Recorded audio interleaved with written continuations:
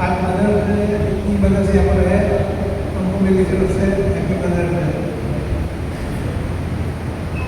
आपको मालूम है कि वो मदर्स डे में मेरा क्वेश्चन पूछता हूँ, आज मैं 2 क्वेश्चन पूछूँगा। पहला क्वेश्चन मेरा ये है कि कान्हा गाँव की जो शादी थी, हम सब सुनते आ रहे हैं, कान्हा गाँव की जो शादी थी उसमें दाक्षिणात्य क्यों कट गया? अभी मैं जवाब दो, वचन के एंड में इसका जवाब मैं दूंगा और आप लोगों से पूछूंगा भी। कान्हा गाँव की जो शादी थी उसके अंदर दाक्षिणात्य क्यों कट गया, जबकि यीशु मसीह ने वहां पर थे, फिर भी दाक्षिणात्य क्यों कट गया? दूसरा सवाल, हम कितने दिन इच्छा रखते हैं कि हमारे इस दुनिया से जाने के बाद हमारे बच्चों के लिए हम अच्छी खासी दौलत छोड़ के जाए, कार छोड़ के जाए, बंगला छोड़ के जाए, कितने की इच्छा हाथ पर करेंगे? तो बोल रहे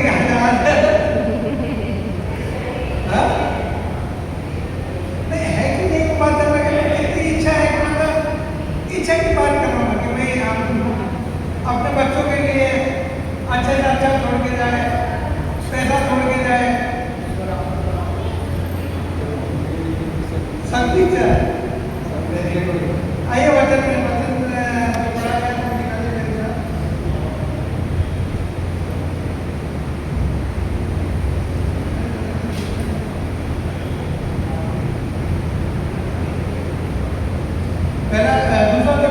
पहला अध्याय उसकी 5वीं आयत में पढ़ रहा हूँ।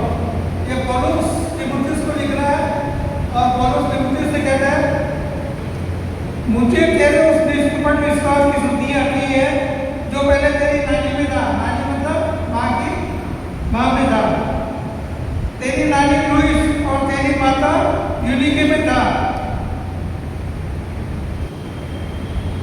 अब सबकी इच्छा है कि मेरे बच्चों के लिए मैं छोड़ के जाऊँ, पर आज मदर्स डे है। तीमुथियुस की नानी और उसकी माँ उसके लिए क्या छोड़ के गई?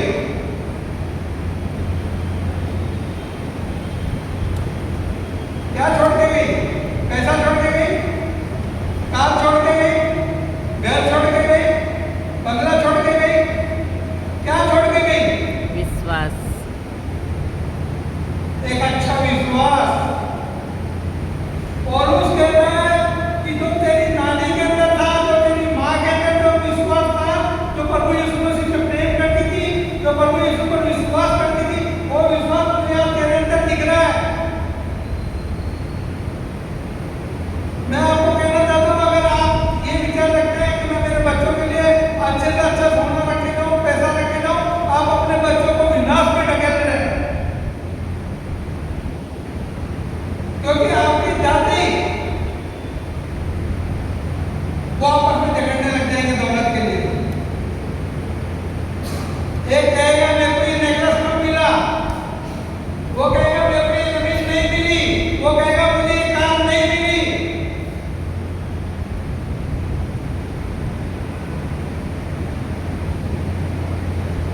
आप जो छोड़ के जाओगे ना, आपके बच्चों के लिए विनाश का कारण होगा। और हाँ, बाइबल कहती है एक अच्छा विश्वास छोड़ के जाओ, एक अच्छी संगति छोड़ के जाओ। हम कहते हैं हमारे माँ बाप हमारे लिए क्या छोड़ कर गए, खलिया और क्या बोलते हैं खंखेर के चले गए। और मैं आज आपसे कहना चाहता हूँ, उन्होंने एक अच्छा विश्वास आपके लिए छोड़ा था। उस विश्वास को देखकर आज हम लोग यहाँ पर बैठे हैं। आज हम प्रभु के अंदर हैं, क्यों है? क्योंकि हमारे माँ बाप विश्वास के अंदर थे, उन्होंने एक अच्छी बातें हमारे लिए छोड़ी, भले पैसा दौलत नहीं छोड़ा। अब थैंक्स बोल दो परमेश्वर को कि हमारे माँ बाप ने हमारे लिए पैसा नहीं छोड़ा, और एक अच्छी आदत छोड़ के गए। अब फैसला आपके हाथ में है, आप करना, आप अपने बच्चों के लिए क्या छोड़ के जाते हो? धन दौलत छोड़ के जाते हो या एक अच्छा विश्वास छोड़ के जाते हो? तीमुथियुस की नानी और उसकी माँ एक अच्छा विश्वास छोड़ कर गई। उस विश्वास के द्वारा तीमुथियुस को उद्धार हो गया। अगर शायद पैसा छोड़ा होता तो तीमुथियुस को उद्धार नहीं होता था। उस उसका पुत्र की कहानी अपने को तो आपको मेरे को सबको मालूम है। उसने अपना पैसा ले लिया, क्या किया, कितने दिन में पैसा खर्चा कर दिया, थोड़े दिन में सब संपत्ति उड़ा दी। पर जो एक अच्छे विचार थे उसके बाप के, जब उसके दिमाग में आए और वो उठ के अपने पिता के पास चला गया, तो पिता ने उसको माफ भी किया, उसका जीवन में उद्धार हो गया। मैं आपको यही कहना चाहता हूँ, अपने बच्चों के लिए आत्मिक जीवन छोड़ के जाइए। बच्चे कभी भी स्कूल से मोहल्ले से गाली सीख कर नहीं आते, वो घर में ही सीखते हैं। वो देखते हैं मेरे माँ बाप किस प्रकार से व्यवहार करते हैं, मेरे माँ बाप आपस में किस प्रकार झगड़ते हैं, मेरे माँ बाप आपस में किस प्रकार रहते हैं, और वही व्यवहार में हमारे बच्चे करते हैं। मेरा बाप मारता था, मेरी माँ को मैं नहीं मारूंगा। ये सब व्यवहार हमारे वंशावली से आपने आपको आगे बताता हूँ बाइबल से। आइए मेरे साथ यिर्मयाह की पुस्तक निकालिए।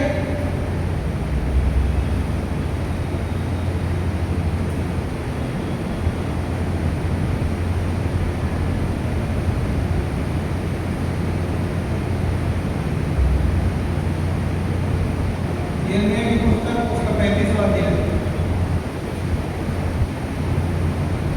लिया सबको? नहीं पढ़ो, थोड़े 10 मिनट हो गए। पहली आयत से मैं पढ़ता हूँ आपके लिए। योशिय्याह के पुत्र यहूदा के राजा यहोयाकीम के राज्य में यहोवा की ओर से ये वचन यिर्मयाह के पास पहुंचा, मतलब परमेश्वर का वचन यिर्मयाह के पास पहुंचा। रेकाबियों के घराने के पास जाकर उनसे बात कर और उन्हें यहोवा के भवन की कोठरी में ले जाकर दाखमधु पिला। परमेश्वर का वचन आया था यिर्मयाह के पास। रेकाबी का एक घराना था, उस घराने के लोगों को यहोवा के भवन में ले गया और दाखमधु पिला। देखो दो चीज का फर्क है। काना गांव में यीशु मसीह ने दाखरस बनाया था, दारू नहीं थी। यहाँ पर दाखमधु उल्लेख हुआ है। दाखमधु मीन्स आज की तारीख में वाइन यानी दारू। यिर्मयाह के पास में परमेश्वर का ये वचन आया कि रेकाबियों के घराने को लेकर जा और मेरे भवन में लेकर जा, तो दारू पिला। अगर आज की जमाने में मास्टर साहब कहे कि चलो आओ मैं तुमको दारू पिलाता हूँ, तो सब लोग हम लोग क्या करेंगे? पहले भागेंगे। और कई कई दिन तो एक बोलेगा मास्टर साहब आज दारू पीने बैठते, आज का बिल मैं भरूंगा। क्यों? परमेश्वर का सेवक कह रहा है। आगे मैं पढ़ता हूँ। यहोवा के भवन को एक कोठरी में ले जाकर दाखमधु पिला। तब मैं यिर्मयाह के जो अबीनदाब का पोता था और यिर्मयाह का पुत्र था, उसके भाइयों और कदर पुत्रों को अर्थात रेकाबियों के सारे घराने को साथ लिया। मैं उनको परमेश्वर के भवन में यिर्मयाह के पुत्र हनन्याह जो परमेश्वर का एक जन था उसकी कोठरी में ले आया, जो हाकिमों की थी उस कोठरी के पास थी। और शालूम के पुत्र दाऊद के रखवाले यिशै की कोठरी के ऊपर थी। तब मैंने रेकाबी के घराने को दाखमधु से भरे हुए अंडे और कटोरे देकर कहा, दाखमधु पियो। यिर्मयाह कहता है, परमेश्वर का सेवक कहता है दाखमधु पियो। और आगे बढ़ी, आगे देखिए मजे की बात। उन्होंने कहा उस दाखमधु में से नहीं पिएंगे। क्या जवाब था उनका? क्यों नहीं पिएंगे? उसका जवाब आगे दे रहे हैं। क्योंकि रेकाब के पुत्र योनादाब ने जो हमारा पुरखा था हमको ये आज्ञा दी थी कि तुम कभी दाखमधु ना पीना, ना तुम्हारे पुत्र। यानी कि इनका जो पुरखा था उसने ये आज्ञा दी थी, एक वसीयत छोड़ के गया था कि तुम कभी दाखमधु मत पीना। उसने अच्छा किया था कि बुरा किया था? अच्छी वसीयत छोड़ के गया कि बुरी वसीयत छोड़ के गया? देखो ये एक अच्छी वसीयत, एक अच्छा चरित्र इनके पुरखा छोड़ के गए थे। इनके पुरखा ने कहा था कि तुम कभी दाखमधु मत पीना। और ये अपने पुरखाओं की वंशावली की बातें सुनते सुनते आ रहे थे और इन्होंने दाखमधु पीने से मना कर दिया। आज आपको फिर मिलेगी, आपसे लड़ा जाए। अंडे भरे हुए दारू के थे वहां पर, बाइबल में लिखा है, बहुत सारे अंडे दारू के भरे हुए उसके सामने रख दिए गए और काम करो। आज हम लोग तो बहाने करते हैं, मेरी सर्दी ठीक नहीं हो रही तो थोड़ी सी नम मार लेता हूँ, मैं थोड़ी सी वाइट मार लेता हूँ। मैं आपको एक बार बोलता हूँ, खांसते खांसते सर चले जाना, दारू पी के नर्क में बनता है। परमेश्वर का वचन कहता है कि उसके पुरखाओं ने कहा था कि तुम कभी दाख मत पीना, वसीयत में छोड़ के गए थे उसके लिए, और वो पुरखाओं की बात मानते आ रहे थे, उन्होंने कहा दारू तो नहीं पिएंगे,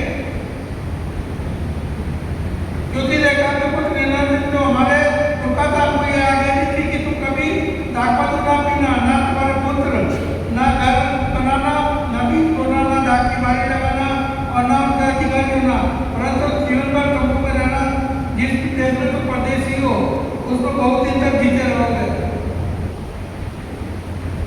इन्होंने अपने पुरखाओं की बात मानी, जो इनके बाप दादा के आज्ञा छोड़ के गए तो आज्ञा मानी, तो परमेश्वर के देश में जीते रहे।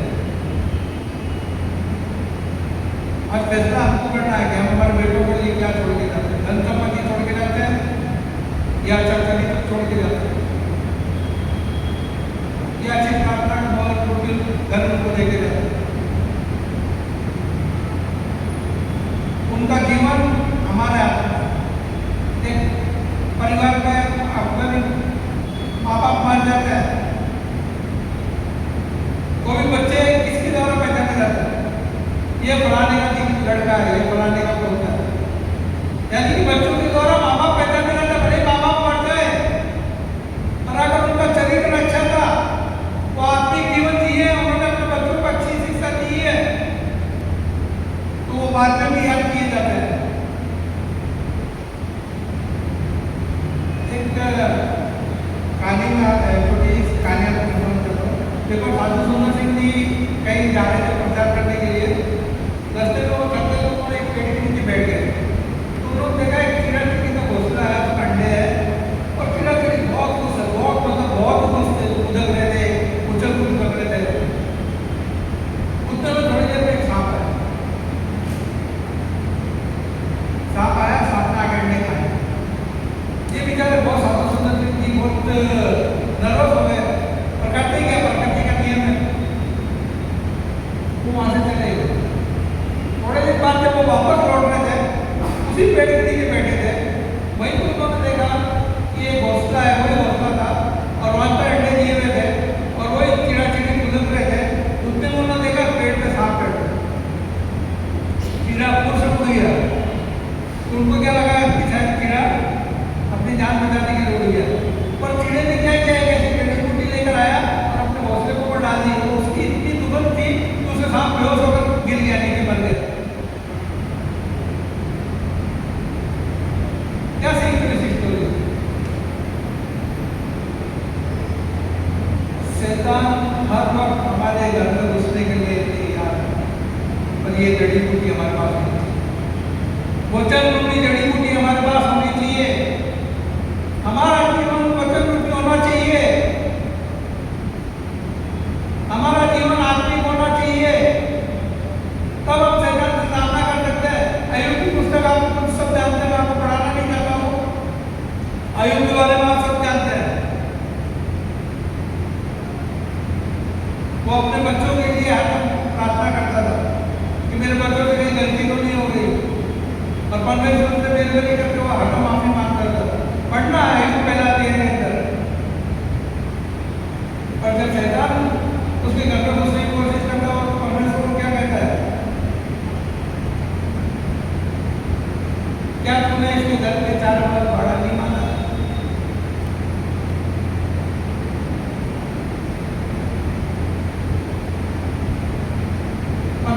शैतान परमेश्वर को कहता है, क्या तूने अय्यूब के घराने के 4 बार को अपना भाड़ा नहीं मांगा?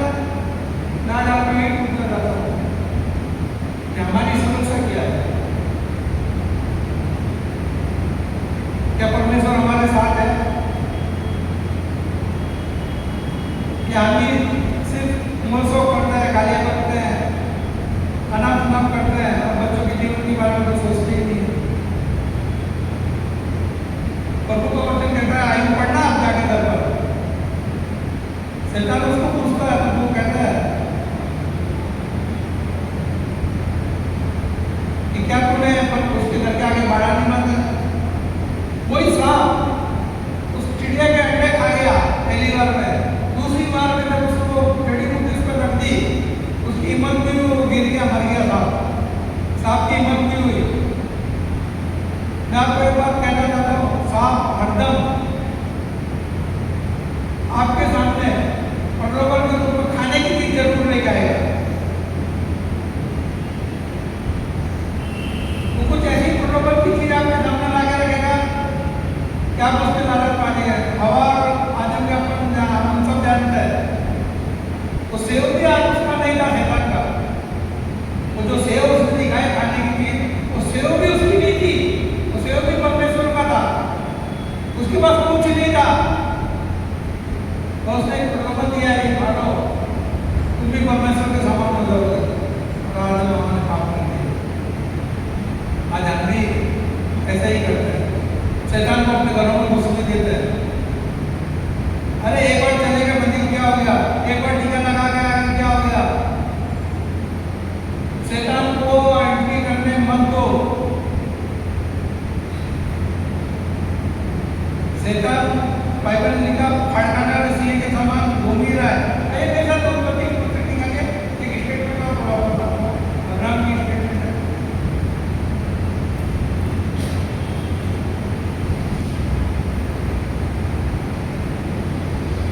उत्पत्ति 18:19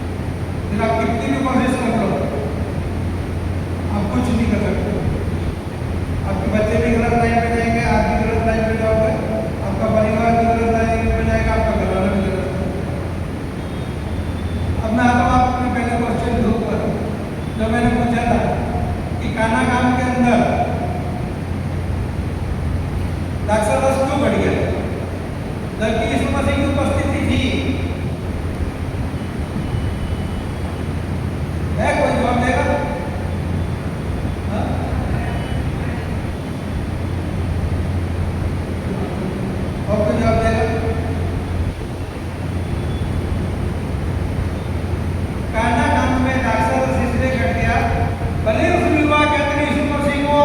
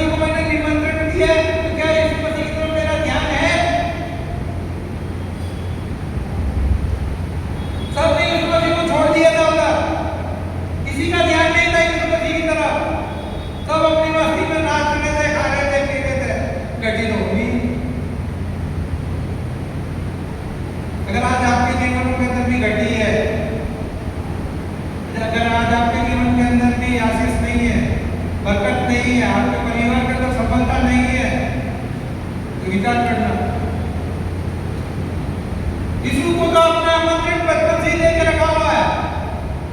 यीशु मसीह आपके घर के अंदर बचपन से ही है। मैं आपको बोलता हूँ, निकालिए मत्ती 28 निकालिए।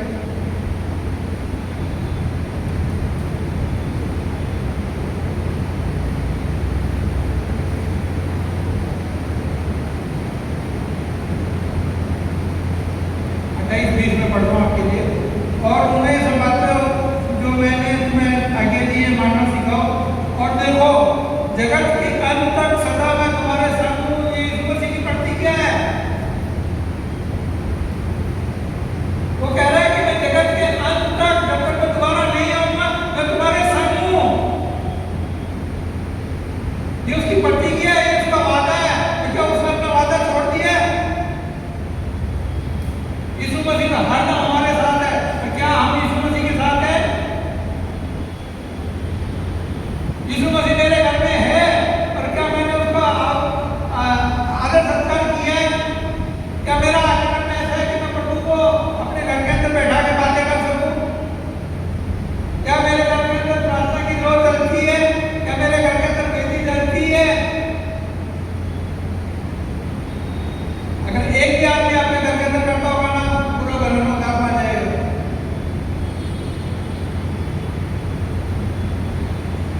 इसलिए कहना है आप लोगों ने दाक्षादस कर दिया,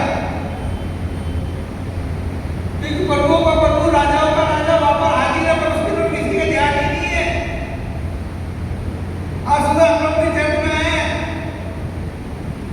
प्रभु यहाँ पर है, पर प्रभु की तरफ किसका ध्यान है? हमारा ध्यान तो इधर दुनिया की बातों के अंदर है, हमारा ध्यान प्रभु की तरफ है ही नहीं। जबकि प्रभु कहता है कि जगत के अंत तक मैं तुम्हारे साथ हूं, मैं तुम्हें कभी नहीं छोड़ूंगा, ना कभी तुम्हें त्याग दूंगा। आज आपको दृष्टि बदलने की जरूरत है। प्रभु तो हमारे साथ में ही है। क्या मैं प्रभु के साथ हूं? क्या मेरा घराना प्रभु के साथ है? यूसुफ ने क्या कहा था? मैं और मेरा घराना तो हमेशा प्रभु की ही सेवा करेंगे। क्या मैं और आपका घराना प्रभु की सेवा कर रहा है? अगर आपके घर के अंदर प्रभु है, उपस्थित है, अगर आप उसके साथ नहीं हो, तो आपके घर के अंदर घटी रहेगी, जैसे खाना काम के अंदर घटी होगी, जैसे आपके घर परिवार में भी घटी रहेगी, बीमारी रहेगी, दुख तकलीफ रहेगी। प्रभु को आमंत्रित कीजिए,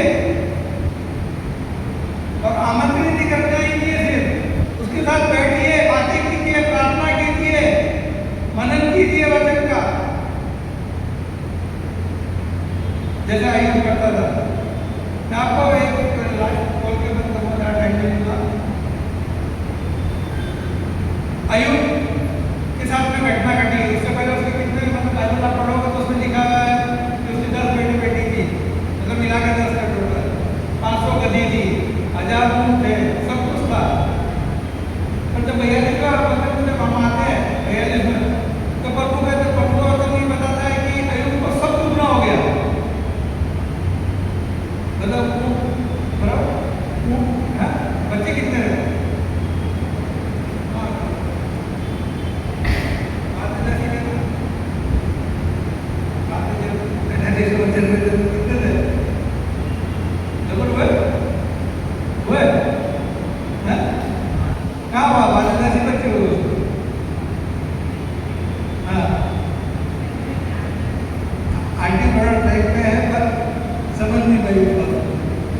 परमेश्वर ने उसकी बेटों को 500 से 1000 किया, सब कुछ किया, बच्चे भी 10 रहे।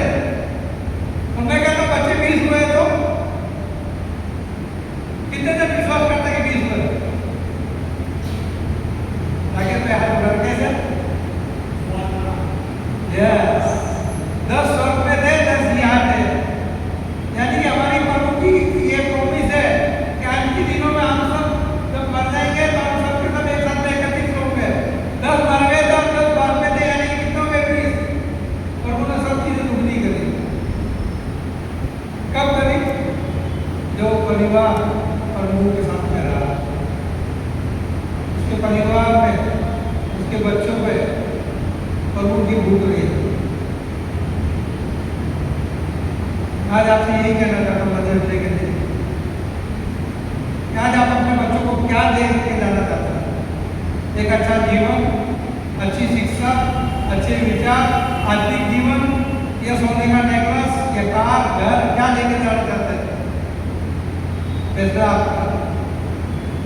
अगर आप चाहते हैं अपने बच्चे, आपके बच्चे आत्मिक उन्नति पाए, उद्धार पाए, तो जिस प्रकार तीमुथियुस की नानी अपना विश्वास उसकी माँ को दे के गई, उसकी माँ तीमुथियुस को दे के गई, और वही विश्वास तीमुथियुस के अंदर दिख रहा था।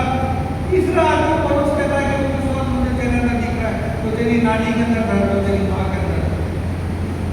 क्या आज ये गवाही मेरी और आपके परिवार की, मेरे घराने की हो सकती है कि जो विश्वास मेरे पिता के अंदर था, वो विश्वास आज मेरे अंदर है, और वही विश्वास ऐसा के अंदर दिखेगा?